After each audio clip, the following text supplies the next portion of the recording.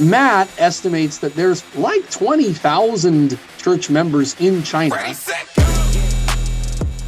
And he said, you know what? This actually is not that big a deal. Really?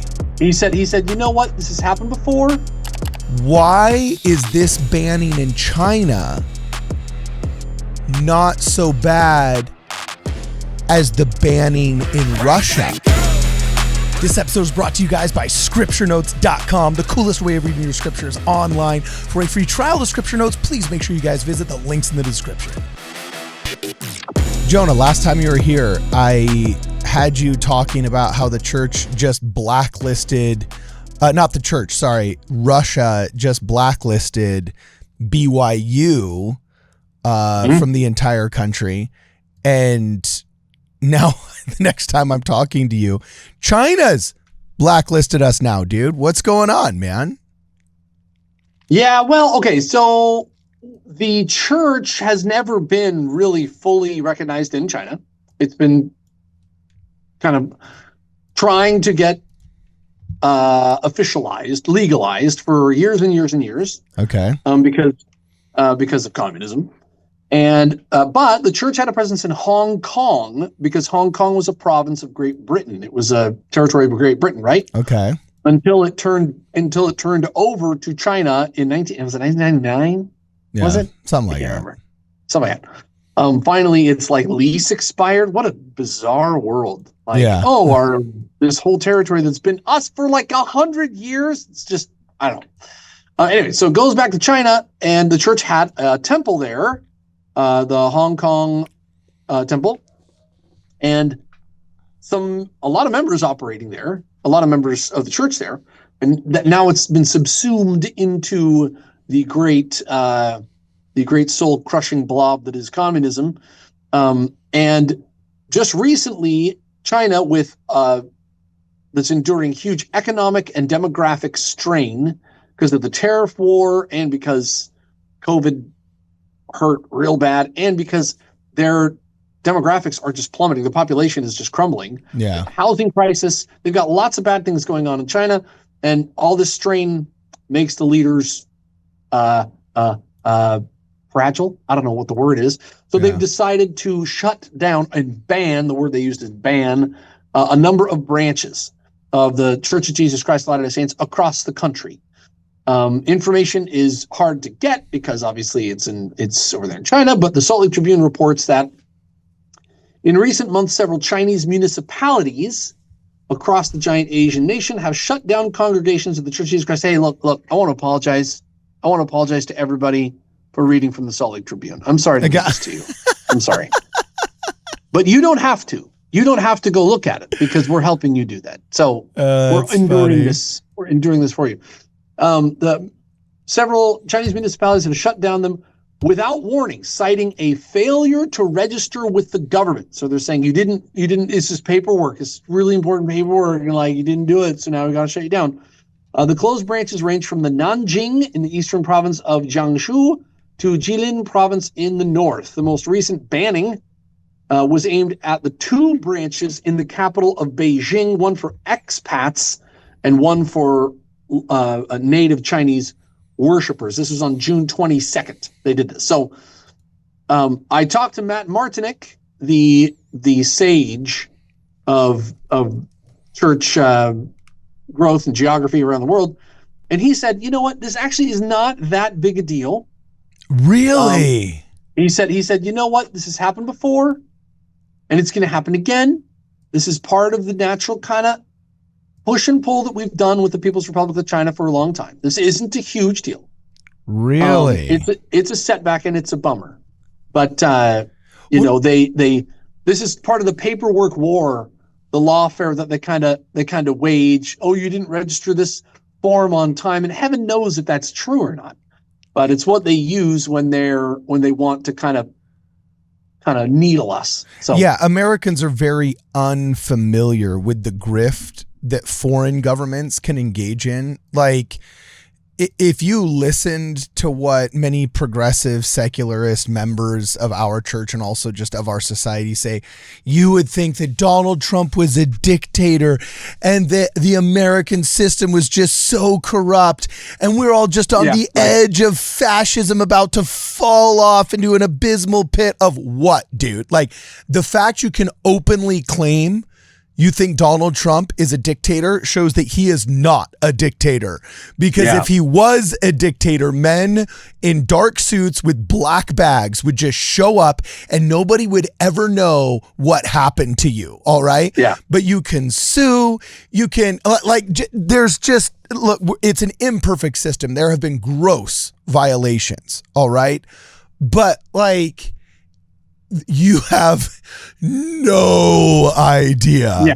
No. You try saying that in Russia. Try saying that in China. You have no idea. Everywhere else, in every other People's Republic of X, if the prime minister, also known as the dictator, says, yeah, I don't like them, that form you were supposed to register for may not even exist. That's just the excuse they tell the newspapers. You know what I'm saying? Like, it's, people have no idea how different it is elsewhere. So here's my question for you.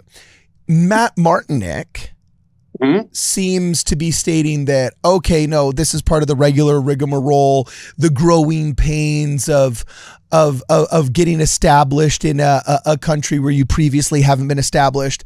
Why is this banning in China not so bad as the banning in Russia?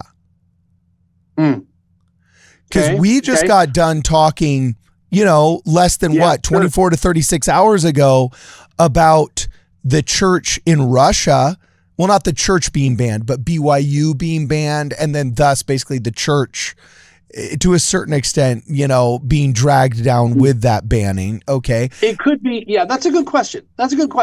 It could be because in Russia, it's more of a backpedal. Because we were in Russia. We had 3 stakes. We were going to get a temple. Like, we were making progress. I mean, I walked around with a name tag. I did street preaching. For a while it was, we were making progress. And China has kind of always been real delicate. And so maybe that's why Matt says, okay, hold on. Now it's all right. This is part of our kind of natural battle that we do with them. That every now and then, I mean, in Russia, they would, and in in Argentina, all kinds of guys, they'd all of a sudden demand a bribe. We just now realized that your church didn't fill out a form and owes us $1 million. No, there was a sign for it. There was a sign. You'd have to make a C for Koima. You know what I'm saying? And government officials would be like, there's a paper that, you have to, and like literally, you're just like, oh, dude, go to Egypt and you just see them passing the money that like you give, like literally you give money to a handler because, oh no, that part is, oh really? Right. Well, is there like a special or a special tax? Oh yeah. Bust them with a 20. They have change in American dollars. Then you'll see the 10 go to the policeman, and then you'll see the policeman whip out a 5 for the guy with the key. And it's just like you literally just out in the open, like not even faking it. So it's a thing. There's not even a lot of shame behind it. So the church is, what's happening in China is a bummer, but it isn't a much of a setback. And in Russia, it's kind of more of a setback. Matt estimates that there's like 20,000 church members in China, which is awesome. I mean, Russia is, that's about what Russia is. And I know, and we've been in Russia for 30 years. In if China, they're faithful, that's more than Salt Lake City. Yeah, right. No, that's more faithful members. I shouldn't say that. That's brutal. Yeah. But the church, so that's kind of a bummer.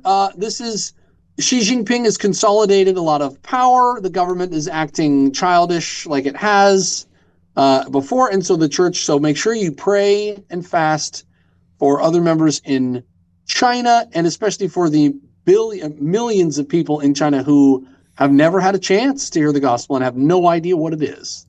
Yeah. So, yeah. All right, man. So anything we can do? I sometimes I hate these. I hate these episodes because you feel a little emasculated. Yeah. What? Yeah, no, it's true. It's true. Yeah, I know exactly what you mean. So go to ldschurchgrowth.blogspot.com to Matt Martinick's blog and fill out a survey. It takes like a minute. Mm-hmm. Go fill that out. Also, well, you can donate to the church's missionary program. You can donate to gatheringisrael.org, and you can pray. Oh, that's true. I wonder if there's inroads that gatheringisrael.org could make in China that we could. Ooh, that would be really interesting. Oh, the guy that goes over there with a big old stack of Book of Mormons in Chinese. Now that's a rebel. You know what I'm saying? You might get arrested for that, dude, right? That's how. Look. If my whole heaven forbid, God forbid, if I lost my family and I were a single guy, that's how I'm going out. That's how I'm going out. I'm going out with stacks of Book of Mormons tucked under my arms, charging machine gun fire in the People's Republic. That's how I'm doing it. Awesome. Based. Super based. I love it. So let us know what you guys think in the comments below. If you have any insights due to some kind of experience there, either diplomatic or ecclesiastical, please make sure that you guys fill us in. Share your information. We'd love to hear what's going on. If you like to support the channel and you like what you see, please consider a generous contribution through Zelle or through Venmo. We're available on both of those platforms. And don't forget to pick up your Veteran of the War in Heaven hat. Those are actually almost sold out. Oh, yeah, you got to show yours, bro. You got to show yours. I'm putting it on screen. Boom shakalaka. You're a model today, bro. You're a model, you know. Body recipient. And hey, did you know this model that I got came with a spare tire? Okay. Down here. Isn't that great? Came with a spare tire. It's just wonderful. Awesome. Spare tires available at Break the Fast after church on Sunday. So anyway, yeah, let us know what you guys think in the comments below. For this and more, please make sure you check us out at WardRadio.com.